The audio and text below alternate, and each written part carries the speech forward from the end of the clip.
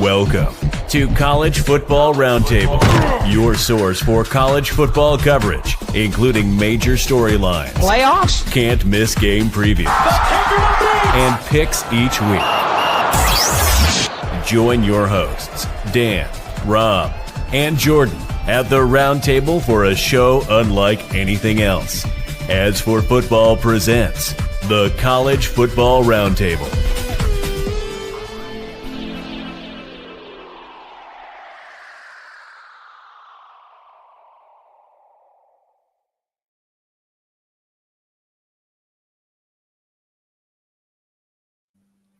All right, welcome back to As for Football, College Football Roundtable. So first of all, people always ask me, hey, are we ever going to change the intro? I actually like it. I'm not sure if I want to change it because if you guys have ever watched the TV show The Unit, like TV shows like jump the shark when they change their intro. And so if you change the intro, it's kind of a superstition for me of having the audience kind of dip off. But it's funny that you bring that up because I was thinking about that today as I was driving out to the pool. I was like, we do not have in any way the same crew on this show that we did when we made that intro, and we could totally change that up. But okay, I'm with it. Even though Jordan will probably never be on here ever again. Screw it. Hey, you never know. He may come back. He may be a pitch hitter or something. Anyway, hey, did you realize West Point graduated this weekend? Surprise, surprise. The class of 2025 is officially now part of the profession of arms full time. It's the week of Memorial Day, and we would be remiss if we didn't pause and remember those who have served and some of those that we have lost along the way. So we will have a quick discussion about that towards the end of the show, but definitely want to remind people of that experience. But welcome back to the College Football Roundtable. I'm your host, Rob, in Fayetteville, North Carolina. Dano Ikebesa in coastal Connecticut. Omar, I'm assuming that you are still in the great state of Georgia. Yes, sir. And two questions for you guys today. What's your go-to Memorial Day film, and how are you guys doing? We'll start with Omar, over to Dan, and then I'll wrap it up. Oh, man. So it's kind of a tough question because this might anger a lot of our fan base, but I'm not much of a war movie guy. I always tell people I like to keep it light. I like comedies, honestly, but I will say my go-to war movie was Devotion. And I think it was great to really see a movie about the Korean War. The Forgotten War kind of gets overlooked, but just everything that went into that story, the friendship, the racial tensions, but also just the sadness. And I don't know if the term, I guess, a lack of clarity, the lack of finality in the inability of Captain Jesse Brown's bones or remains being brought back to America, as that's the sad truth of a lot of people who had family members pass away in Korea, in the Korean War. So that's just something that just sticks with me, just that thought where it's like you don't have that. A lot of Korean War vets, KIAs, don't have that finality where their bodies are brought home. So I think that's my go-to. Just a really great story that wasn't really talked much. Oh, that's good. So how's the weekend? Did you do anything fancy for the unofficial start of summer? Oh, yes. So I guess to put things opposite direction, I went to Disney World. Very, very, very, very weird way to turn things. But yeah, like I went to Disney World for second time. First time was going to Navy USF, and figured I was here. My wife's a big Disney fan, so I ended up having to ask her with a lot of these cartoons. I was like, oh, I did not know that's how Frozen ended. Oh, I didn't know that's how Ratatouille ended. I have not seen that since 2009. I must have missed something there. So overall, it was good. Oh, okay, for sure. Dano, how about you? So I will answer the second question first. We had a sedate weekend planned, and then my neighbor's father comes over to the backyard 3:00 Sunday afternoon. Sai and I have been working out there all day, already 2 beers into not working anymore. And he's like, come next door. You guys are good neighbors and we got to get to know each other. And anyway, that just turned so ugly so early. I mean, it was like ugly American night. It was honestly, it was like being back in Korea. I mean, we were doing shots. It was so awful. So of course my daughter's boyfriend was down here for the first time ever. He got to see me barf. It was not representing successfully in any way. I'm also not much of a war movie guy. Especially the new ones, it just reminds me, oh yeah, my friends went over and did this war and it sucked. and I don't watch any of those under any circumstances. So my pick it's kind of an offbeat pick, but it's at least fun. Is the 1980s edition of Red Dawn. Movies, obviously not completely on theme with the holiday. These guys are a football team, and it's about the first 2/3 of that movie is goofy fun, and then it gets a lot more serious at the end. But when I think of Memorial Day, I think of friends who've served, and even those who lost their lives. More than anything, it's up to us who are their friends and family to keep the memories of those folks alive, and that's very much what the third act of that movie is about. And plus the movie holds up. Like, my kids liked it when I showed it to them. So, you hit me with that as I was driving home from the pool today. And for whatever reason, Red Dawn is what popped into my mind. Yeah, that's an interesting pick. And I wouldn't say there's anything right or wrong about it, because it's just interesting. And note, that was one of the first G-13 movies in the history. Yeah, absolutely. But for me, like, we had a very low-key weekend. Went to the beach early. So we did Wednesday, Thursday. And the North Carolina beaches came back on Friday. So we were driving out as everybody else was driving in. Perfect. So we got away for the weekend and just got to relax and enjoyed it. But I kind of have two that I would suggest people watch, and I could go through a laundry list. Unlike you two fine gentlemen, I am the war movie guy, so I can give you a whole laundry list of movies to check out if you choose to. But my two real ones that I enjoy every year, previously in the past, is Gardens of Stone. So it's James Earl Jones and James Caan play some old Vietnam vets at the Tomb of the Unknown Soldier, and they mentor a young guy before he goes off to war himself, which is a great movie. And again, you can't go wrong with James Earl Jones or James Caan. Both of those guys are kind of iconic actors of their age. And then a more recent one is The Last Full Measure. So if you like Sebastian Stan or want to see William Hurt in one of his last roles before he passed, it's a really good movie. It's about a World War or Vietnam era airman from the Air Force who went in, saved a whole bunch of people in a big gunfight, and it's based off a true story. And he was one of the 3 enlisted airmen in the Air Force to receive the Congressional Medal of Honor. And it's kind of the backstory of how he ended up receiving it. So that one's really good. And of course, as always, I enjoyed, a little bit of a break from Master Football. I like the bracketology show, which was good, to talk lacrosse, but sometimes it's nice to get away for a little bit and stretch your legs and see what's new going on in the world. And speaking of what's new, we have somebody that can help you find a new home if you are in the market. If you listened to this show before, we have a realtor that we work with pretty regularly. Her name is Jocelyn Bradley. She is in the Fort Bragg area. Jocelyn is a veteran who spent her Army career in logistics there. She discovered her passion for making a difference in people's lives. She's committed to helping her clients find their dream home when they are in the market, and she provides exceptional service when she is working for you. Jocelyn has an extended network of veteran realtors who can support you if you're moving anywhere else in the country. So if you're in the market for a home, she should be the first call. She's decided to support As for Football, and she is the right person to get you into the home of your dreams. So if you're looking for a house and we're closing into the summertime, I feel sorry for you who have to PCS right before football season starts, which sucks. But at least if you know where you're going, it takes a little bit of the mystery out of it. So it'll allow you to get in, get settled, and move in. And Jocelyn is an absolute great person to do this. Let's talk about quick coaching updates. I think there was one more, but I know 2 for sure. Always kind of weird to see new coaches rotate in at Army, just because, I think we had a good crop of coaches in the last handful of years, and so the Army women's basketball team and Missy Traverse have parted ways, which sucks because she was a really good coach. But Army named Katie Kuster as the new women's basketball head coach, and she came from St. Joseph's as an assistant coach, but she's familiar with the Patriot League because she's been in the league before in some of our other gigs. So it'll be interesting to see what happens there. And it's always weird because, new coaches means transfer portal craziness and all the other stuff that goes with it. And you just don't know what's going to happen. And then in hockey, and I'm going to butcher coach's name, but Coach Zach McKelvey is transitioning into the head coaching position after being an associate coach for the Army hockey team for the last 9 years.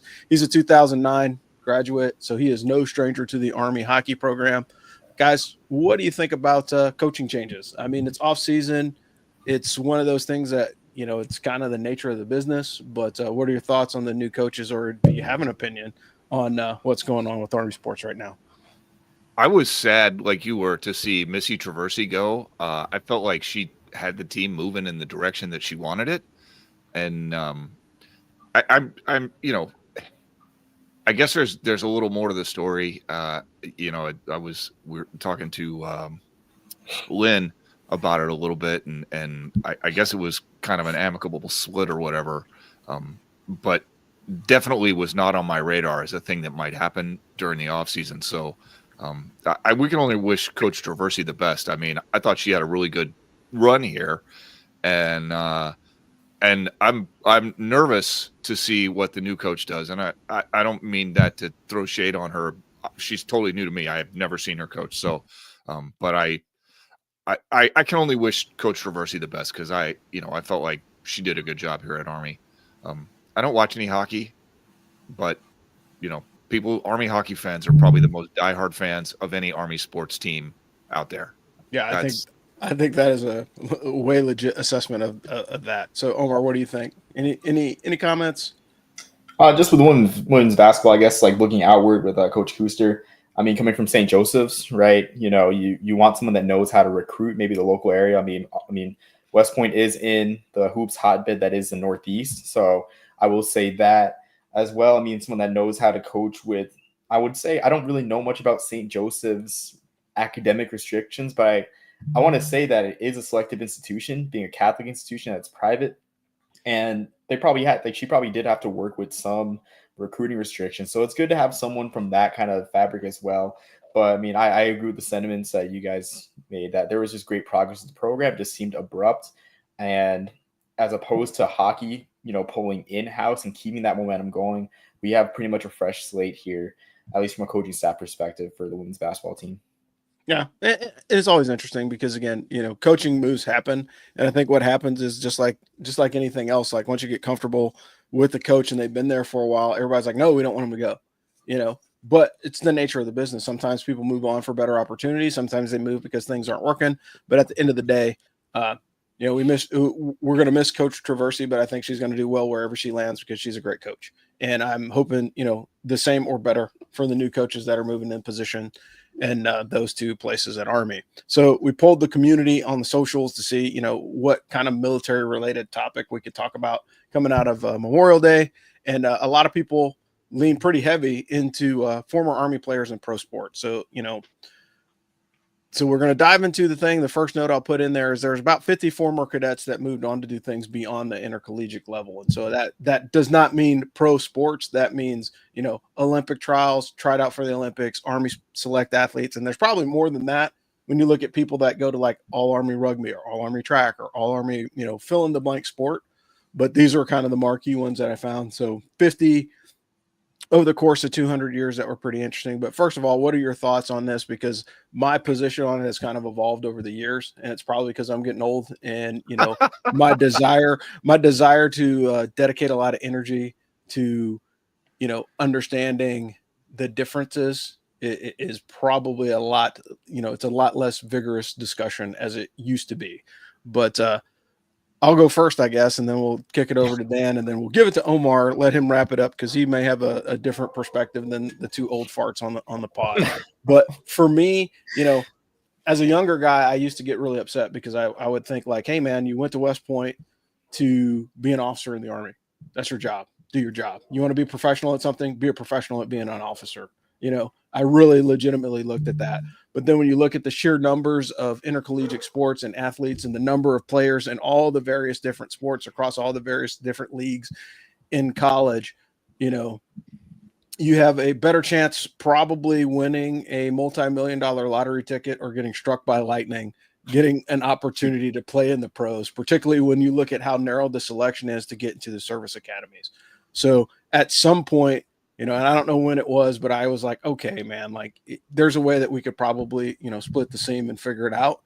But, I'm not as hardcore on the, like, you must serve as an officer in the Army as I used to be. And it's probably just because like I'm old and tired and I don't dedicate a lot of energy to things like that because I think, the environment has changed too, because we don't have 20 years of war going on. So like, It's a lot different, in this time we're closer to we're closer to the Reagan administration as far as like things going on in the world. Like there may be some hot spots where somebody will go, but it's not going to be like wholesale brigades, divisions, task forces going out the door to go fight. And so I kind of have tempered my position on that. But kick it over to Dan and then to you, Omar. What are your guys' thoughts? When I read your note, the first thing I thought was, holy cow, 50 is an amazing number. I mean, that is a lot of dudes playing pro sports at some level. That's really incredible. I'm kind of like you, Rob. I was really on the fence about this in the past. We had a football player on here who'd had a tryout with the Browns, and I can't remember exactly who it was, but and I told him straight up, you went to West Point. If you wind up in the Army, you shouldn't be surprised about that. Like that's kind of how it happens. And he took that okay. But I as long as we're letting people do Rhodes scholarships and Marshall scholarships and every other thing on active duty, actually as their lieutenant time, it's hard to say that we shouldn't let people postpone their service in order to, make some real money. The cost to the individuals of not letting them make the league minimum for a couple years is really huge. You're asking these dudes to give up tremendous financial upside. And I just don't think that that's great. And I also think it's off theme that the academies would, we talk about excellence, and then here's these guys who are truly excellent at this thing that they do, and you're not going to let them pursue excellence. Like that's not on theme. That's not what we do. So, so from that standpoint, I'm with it. But I know every year there's a handful of guys who are like, I can't believe, coach didn't put me in to go pro, and I'm so angry and blah, blah, blah. And it's like, guys, you went to West Point, you're going to go pro in the Army. Do not be surprised. Should not be a surprising outcome for you. And honestly, if you graduate from West Point, you got to make that work. That's a thing that most people can make work, and you can too. Finally, last thing, dude, you have 5 guys playing pro baseball right now, plus with 2 in the majors. That is incredible. 5. Yeah. That is incredible. You know how hard it is to get into the major leagues? Yeah. I mean, like we went to a Fayetteville Woodpeckers game, cheap plug. Yeah. But you watch those guys, and these, having an opportunity, even just to play on a farm team for one of the major, the major teams is important, because that's your chance. That's like the holding pen to get pulled up into the major. So it's difficult to do. And like, to your point, Dan, it's like, look, you're going to be a professional at something, like you're going to graduate college, you're going to be a professional at something. You could be a professional in the Army. You could be a wholesaler. And also, back to your point about people leaving, sometimes you got people that meet all the requirements to academically graduate, but physically cannot serve. And so we let those people happens go all the too. time. You know what I mean? And so it's like, if all these things are happening, I guess, the right answer is like, okay, let's let it go. Omar, over to you though. What are your thoughts on this? I have to say, Rob, you compiled a pretty robust list, but it's not too robust for a deep cut or 2. Missing from that list of NFL players, we have Lou Marilat, Army's all-time leading touchdown reception leader in Army-Navy games, with 3 touchdown catches between the 1913 and 1914 Army-Navy games. And Lou Marilat also holds the record for Army for most touchdown receptions against Navy in a game. He played 6 games against for the Canton Bulldogs in 1925. Additionally, I was surprised that Bob Meshach, 2-time AFL All-Star, 2-time All-AFL, was missing from this list. Definitely an underrated player when we talk about like Army players in the pros, because like even his resume, astounded by it. But I mean, I kind of share the same sentiments as you guys. And what I told some people giving a current events brief out here at Triple C about the UFL and the Army's disastrous partnership is that a lot of Army recruiting is getting people in the door and showing people the possibility without showing them the probability. Where it's like, if we can show a kid, hey, Cole Christensen's on the practice squad for the Chiefs, he has 3 Super Bowl rings, that could be you, but we don't tell him the probability. That's a guy that we got going to West Point who can, work to graduation. And if he finds something else and decides along the way, okay, maybe I don't want to play pro football. Maybe I want to be an infantry officer. Maybe I want to be a Rhodes Scholar, like you guys said. Like that's just someone that's in the door of the military in itself. And that's the way that I choose to look at it, just because as of right now, I mean, recruiting's a hot topic. It's honestly confusing, I guess, how they're counting the numbers. But not too long ago, all I'm going to say is, as what I can say is, not too long ago, there was a recruiting crisis. I don't know if it still exists now, but the Army needed to get people in the door. And I'm sure that's the same thing as officers, with officer retention struggling now. So if you just get people in the door with the prospect of going pro, and if they make it, good for them. It's not a huge chunk of the graduating class anyways. I mean, we all know about the yuck purge, right? Maybe there's a pro sports purge. Maybe that can be replaced with a pro sports purge. But that's just my stance on it, where it's like, at the end of the day, that dream of playing pro sports, like you guys say, that I wouldn't say unrealistic, but so improbable that it could push people to finding their true niche in the Army as an officer. And that's just a win for the academy.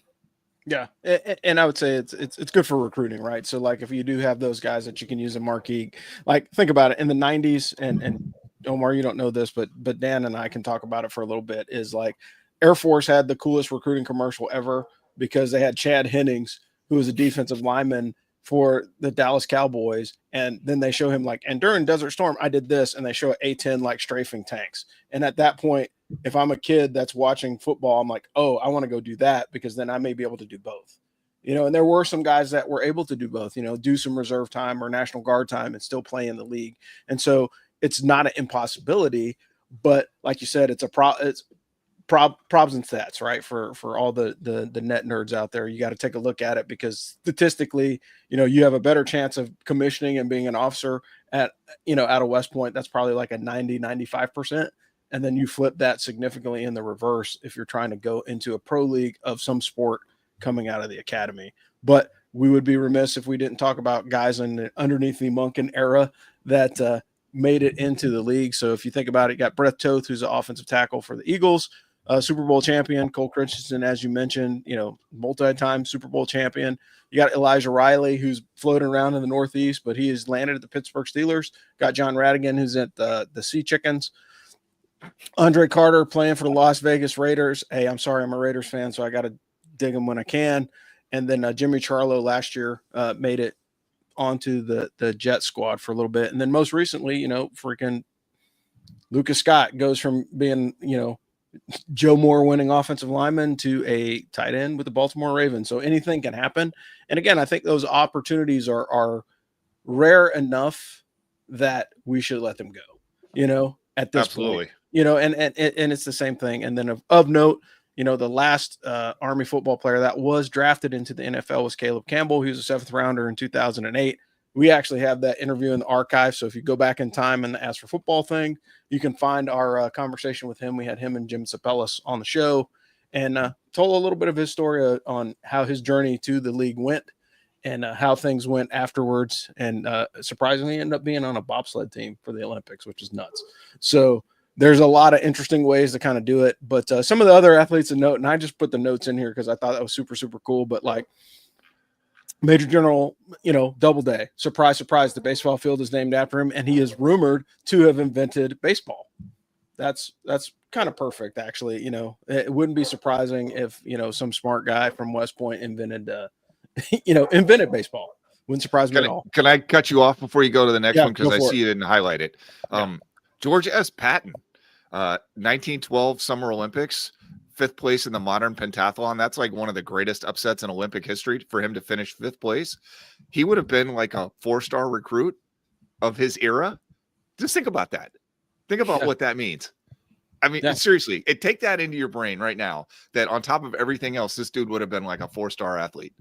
Yeah, it's crazy, but it also shows kind of like how over time the divide between who went to West Point and who didn't kind of expanded, based off of the growth of universities and everything else. Because guys in 1940s were like 145 pounds, and that was a big dude. Like nowadays, if you're 145 pounds, like you're probably carrying somebody's bag to the locker room and getting picked on. So that's true enough. Yeah, it's kind of a change in scale. Then you had Omer Oliphant. He was a professional football player, one of the greatest collegiate football players of all times, and he established a world record in the 200-meter low hurdles. Like who knew, right? Like there's so many different folks in here. Of course, you got Mr. Inside, Mr. Outside, Doc Blanchard, and Glenn Davis, Heisman Trophy winner, and both of them, played their butts off when they were in Army. Doc Blanchard, unfortunately, got force branched into the Air Force. Sorry. But, hey, things happen when you roll down the list. Of course, Pete Dawkins, he's the, former 123 commander. And I always remember him because he was a battalion commander for one of the units that I served in. Dan Highnote, played professional hockey. He's a class of 1996, which is crazy. Like we're starting to get into our modern era folks that we should know, and played for quite some time in the NHL, and then he played in the Ontario Hockey League as well. So if you know anything about hockey or professional baseball, there's always these small pockets of leagues all over the country, particularly in hockey. So there's like a Southern Professional Hockey League. So if you ever come down to the South, you can watch the Fayetteville Fire Ants play hockey. So there's always something going on. So there's also a lot of these semi-pro kind of things. Then there's my classmate Dan Brown, who like that dude. It says professional distance runner. No joke. That guy can run like 100%. There's no, like, that was a guy, like, I can remember when he ran the sub 4-minute mile, like everybody was down at the field house to watch him do that. And what was crazy is once that happened, then like everybody started doing it in the world, which is just crazy. It's like, oh, sub 4-minute mile is impossible. And the next thing you know, it just starts happening every week. It seemed like, Ronnie Makeda, again, my classmate, we're actually company mates again. He got drafted Mr. Irrelevant in the 97 draft. And, I took out all the football guys, but, you had a bunch of, we got hockey, we got another modern pentathlete, Anita Allen, played that one. Then you had a 2006 bobsled guy, Lorenzo Smith III, like bobsled. Who thought somebody from Army went to the bobsled other than someone that we may have talked to before? Then, more hockey guys. And I think one of the most more recent modern examples of a West Pointer that made it into the pros was Andy Villanueva. I think everybody knows him. Ended his career at the Steelers, and just on and on, man. There's so many. And then I'm just going to fast forward to 2020. So you had the Sammy Sullivan, who went to the Olympics with the women's rugby team, and like all the baseball guys that you mentioned before. So we got there's a ton, man. Yeah. Jacob Hurtubise, Derek Berg, Sam Ruda, Tanner Gresham. Like we were watching these dudes beat Navy recently. Yeah, and like you blink twice, and they're playing baseball. That's incredible, and that's one of the things that honestly, I mean, this list is going to continue to grow. I don't think West Point is going away at all, and I think as long as the athletic programs continue on the trend that they're at, we're probably going to see more players get into there. Plus, the reality of it is if we want to remain competitive as a Division I or school or just in the leagues that we participate in, you have to put players into marquee positions to give, the school a chance to recruit, right? And the other part of it is like, how cool is it if you're watching an NFL game and they're running down, where everybody came from, and, got a whole bunch of dudes that are mentioning their high school that they graduated. Then you have, player United States Military Academy at West Point. It's kind of dope. When you think about the Thursday night football intros, I mean, that's kind of cool to have that in the back pocket. But I mean, there's a much more extensive list. Thank you, Omar, for the deep cut as per SOP. You are an excellent researcher, so we applaud you for that one. But let's dive into the topic real quick, and like this one's not going to take much for us to get heated up about. But bottom line is, rumor has it that everybody's basically throwing conference records out the window, and the playoff committee, like, there's changes to the playoffs. Why are we doing this again? Like, we just got the 12-team playoff established, and now basically the NC2A and the playoff committee have come to a crossroads of basically saying that we're just looking for undefeated teams, and everybody always complains about cupcake weekend in college football. Now we're basically telling teams to do that because, like, I don't know. What are your guys' thoughts? I don't want to go down too far on a rabbit hole down here, but I mean, Omar, what do you think? And then we'll pass it over to Dan. Yeah, so I was thinking about this, right? 1993, final weekend. Michigan beats a 9-0-1 Ohio State team. Ohio State gets knocked from the Rose Bowl. In fact, they play against 6-5 BYU in the Holiday Bowl. And Wisconsin gets to go to their first Rose Bowl in 31 years because of this upset to Michigan that no one expected, no one saw coming. Michigan, of course, came into that game 7-4. This is 1993. Fast forward to 2025. Ohio State loses what should have been one of the most catastrophic upsets in college football history to Michigan in the final week of the season. Instead, nothing happens. Well, yeah, nothing happens. They just don't go to the Big Ten title game, and they end up winning the national championship fast forward, right? So I remember seeing a post from Josh Pate about, do college football Saturdays feel the same? And I think this is just another step of, yes, the Saturdays feel the same, but there's not the same impact, right? And it's just another step with the conference championships where, college football is becoming the NFL, where, I was talking to some friends today. I'm like, I remember in 2022, maybe this wasn't the best example, but it's the clearest one in my head, where Tom Brady lost to team's quarterback by PJ Walker. No disrespect to the XFL GOAT, and Jacoby Brissett. No disrespect to the all-time lowest interception percentage in NFL history holder, Jacoby Brissett, but they still went to the playoffs. Those were just minor blips in a what was a division championship season where they still made the playoff. Where it's like these conference championships, they don't mean anything, but also it's also a scarier trend because as college football fans, the glory of it was you could choose what to celebrate. Like being in El Paso, UTEP had a celebration for a 1988 team that went to the Independence Bowl, went 9-3, right? I remember vividly Bryce Perkins, who's tearing it up now in the USFL, and Bronco Mendenhall as fans rushed the field celebrating Virginia clinching a division championship, which essentially clinched a spot for them in the Orange Bowl. Now, the reward for winning your conference is just another home playoff game. And if you don't win that, or is a playoff game at a campus site, and if you don't win that playoff game, your season's a failure, right? We don't care about the bowls because what does a conference championship? What does a conference champion get now with straight seeding? Nothing really. I mean, at least with the conference championships getting the first 4 seeds, we had, I guess, some semblance of prestigious bowl tie-ins, right? Oregon went to the Rose Bowl, Boise State went to another Fiesta Bowl, but now it's like it's all because of the brand names. It's all because of the SEC getting what they want or trying to get what they want. SEC in the Big Ten. And now all semblance of tradition, all semblance of the things that we strove for in college football are gone. All semblance of a regular season that, where the moments mean more is gone. So it's just another depressing step in just, how the playoff is consuming everything, which I saw something powerful. I'll just leave with this. I saw something powerful about how even in the days of the BCS, people claimed that the college football bowl season needed saving. When in reality, the people that ran the BCS never liked college football. And I'm just going to leave it at that. This is definitely the saddest thing that's happened this offseason. I mean, unfortunately, these conference championship games just don't even matter at this point. And if this is the way they're going to go with it, they should consider doing away with these championship games and just award regular season winners, which is fine. Like that's an honorable way to do it. I will say the conferences are too damn big. You can't have 20 teams in a conference.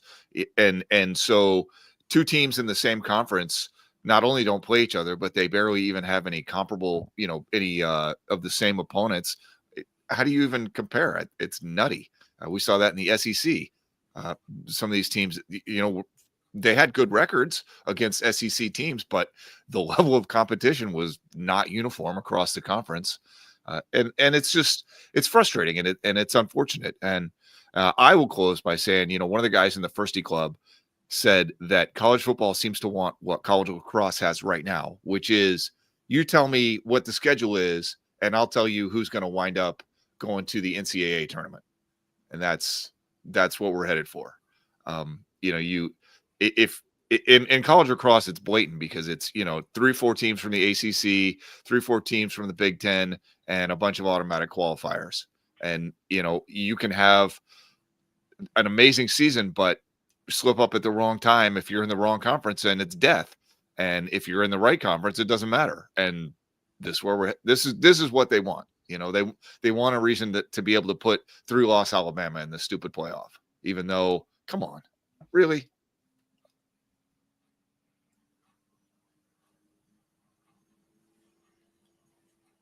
Rob, you're muted.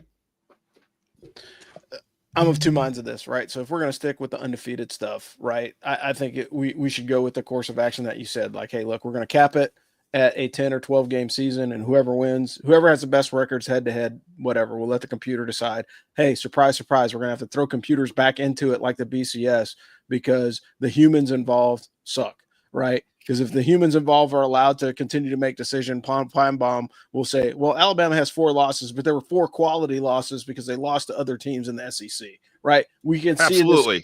We see this coming already, right? It's coming already. And that's a frustrating part because the reality of it is like, you want to reward the athletes for their play on the field. not for something that some sports writer thinks or not something that some pundit thinks. And like, the simple fix is it's even easier than that. Hey, conference champions, automatic bids 1 through 8. Just rack them and stack them based off of the Power 4 conferences, and then the group of 5 conferences or group of 4 conferences or whatever we're going to call it. Rack and stack them. If you're a conference champion, we put you in. Then we're only fighting over 3 or 4 teams, right? And if we're fighting over 3 or 4 teams, I think that debate can be robust and healthy, because then you can look at strength. You're not wasting time focusing on all the other stuff and how to sneak in, a 2-loss Ohio State, or how to sneak in a 3-loss Alabama, or, hey, is Boise State as good as we think they are? Who cares? They're a conference champion. They're going in, right? And it would behoove, like how is it in a college football that desires money that Army did not make the playoff? Because I will tell you that the net worth of most of our graduates is probably slightly greater than some of the other teams that made it into, the playoff, and they have a much larger population than the number of graduates that we have coming out of West Point. So, like, how does that work? And the reason why it works the way that it works is because, again, like, somebody's trying to, I get it. It's about money. I get it. It's about, continuing to perpetuate, these leagues that are kind of falling off, like the SEC is falling off. The Big Ten is no longer the Big Ten. There's 18 teams there. So how do they play? Every third year? Like, the only person really that's going to benefit from the growth and, really the only team that's going to benefit from the growth of the Big 12 is Penn State, because maybe they get a schedule one year where they don't have Ohio State and Michigan, towards the latter half of the season, and they make the playoff because of that, and that's sad that we have gotten to the point where college football has expanded and shuffled so much that, I remember when the backyard brawl went away years ago, I was like, oh man, that sucks, because that was a great game. Pitt and West Virginia was awesome, always awesome game. Right. And it took us a while to get back to that. But those are the things that we should be looking at. Those are the games that matters, like, from the fans' perspective. But from butts and seats and making cash, like, I think that the changes to the playoff were supposed to make it better, and it's only gotten worse, and we're only a year in. Because, like, last year was the experiment, right? Like, hey, we're doing this with the experiment because 2025 is when everything's going to get real. So, it's such a crime that they let college football do away with the Pac-12, because when they did that, it just, all the second order impacts were bad and leading to these mega conferences. And I understand that, the Big Ten and the SEC want to have essentially a 2-league playoff, and they don't give a shit about the rest of college football. Like I do. I'm not ignorant. I see that this is the goal for those athletic departments, but this is not where we have been. And if that's what they want to do, that's like a different sport. Yeah. Well, I can tell you this. I guarantee you there's probably a lot of diehards on College Football 25, because you can make your own custom conferences that have the old conferences set up on their machines, because that's what people are used to, as a fan or as a person that likes to watch football, it was very difficult to give the Pac-12 the shine that it needed. Pac-12 after dark was rough for everyone. That was dumb.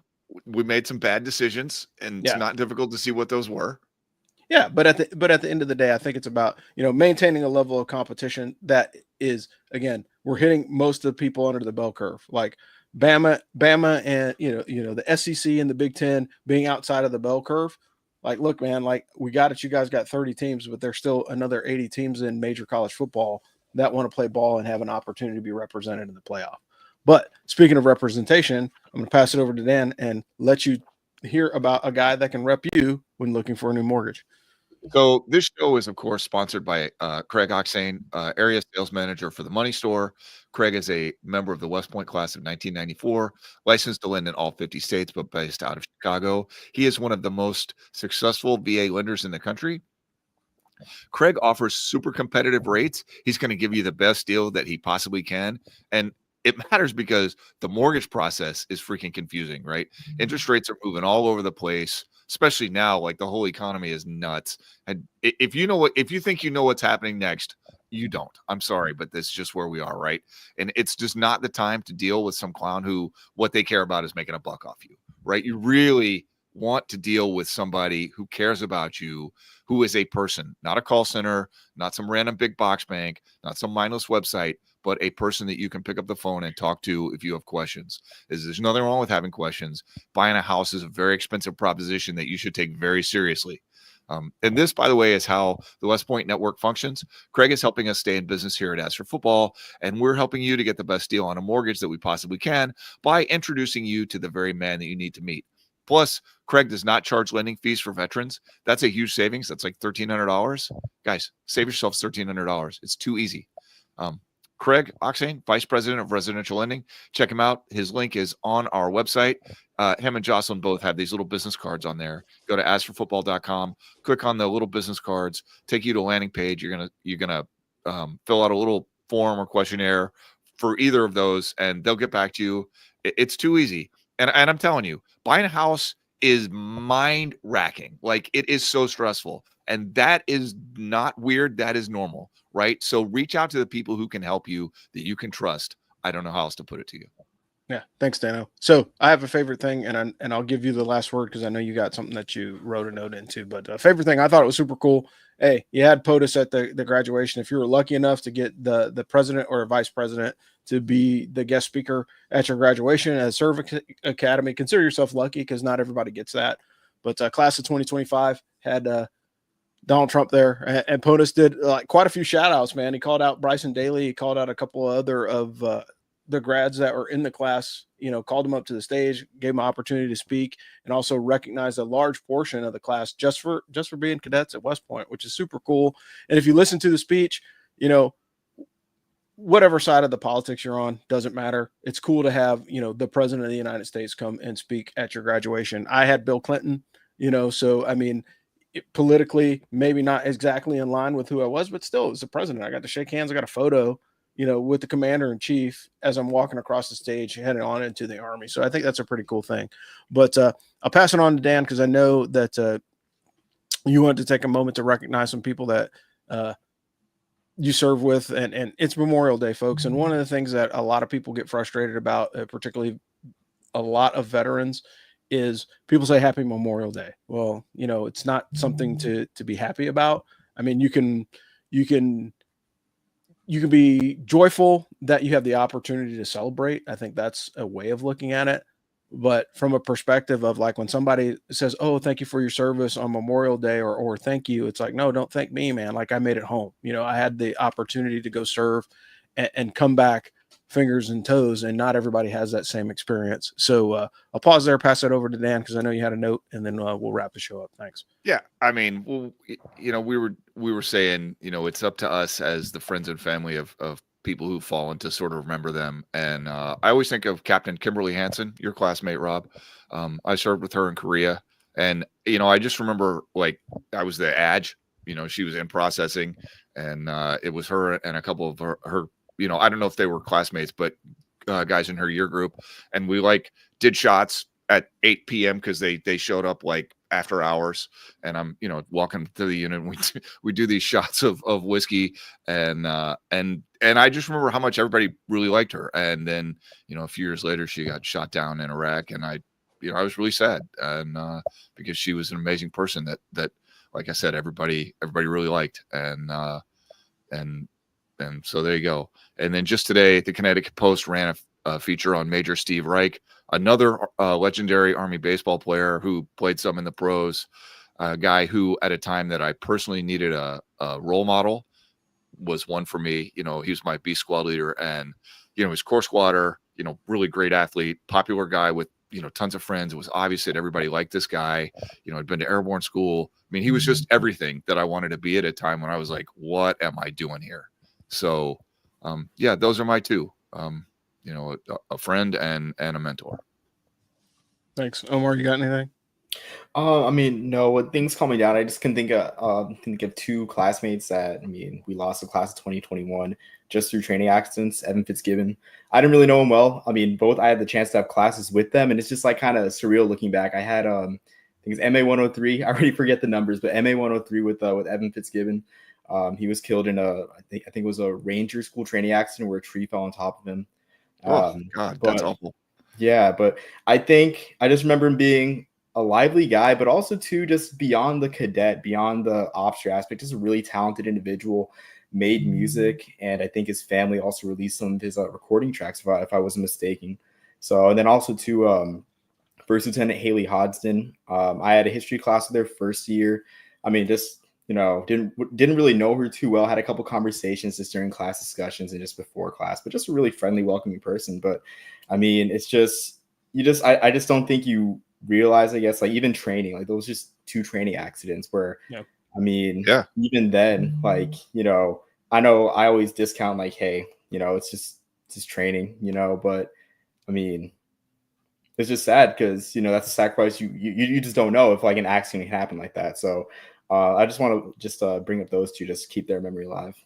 Yeah. So like I got a bunch, but I got 20 years in the rear view. So it's very difficult. But one guy that always stood out was Ben Tiffner, right? So he's my XO on my first deployment to combat.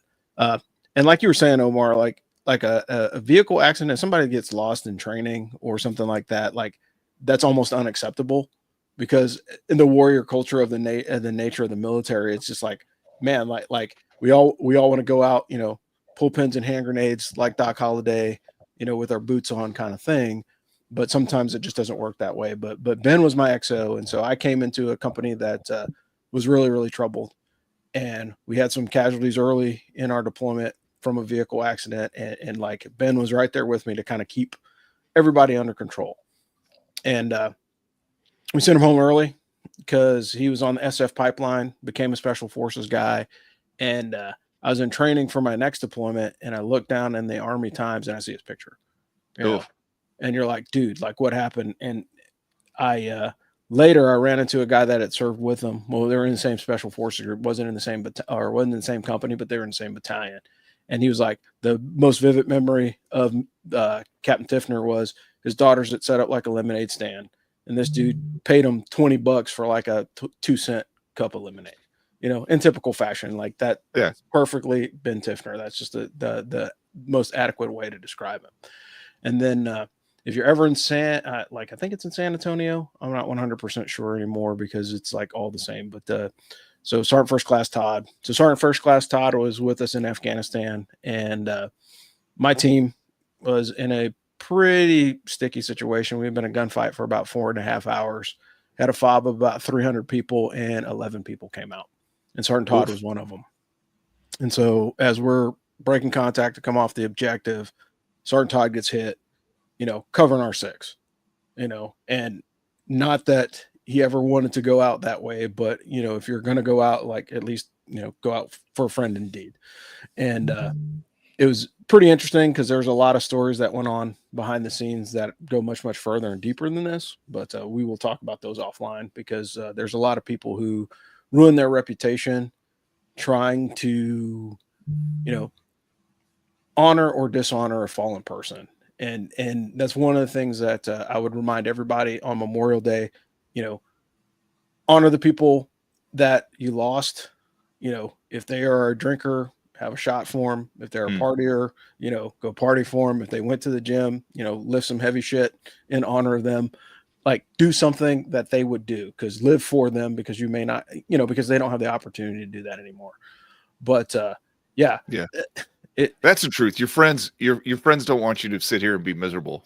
Yeah. They didn't die for you to sit here, hang your head 24/7. That's that like they want you to do what they did, live because they can, and so that would be my best piece of advice for Memorial Day, and just honoring the fallen at any point. Just remember those folks, because they don't have the opportunity, and reach out to somebody that was close to them, because more than likely they're hurting as well this week. But other than that, hey, we got way too serious, way too fast on for the college football roundtable. Like we got to crack some more jokes or something, because that was really intense. But I'm Rob, your host in Fayetteville, North Carolina.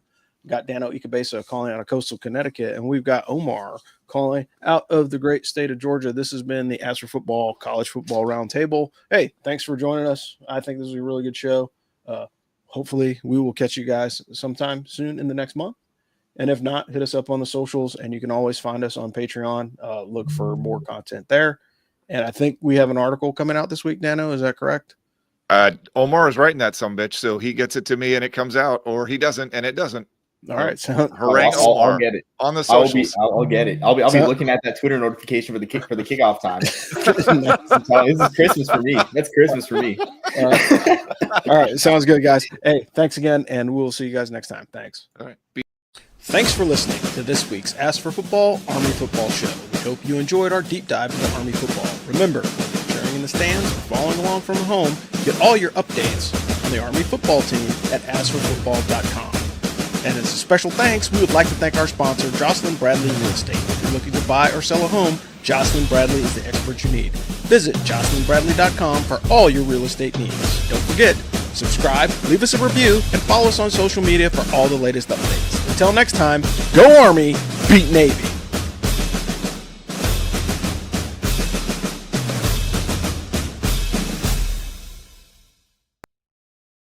Awesome. Thanks, guys. Yeah.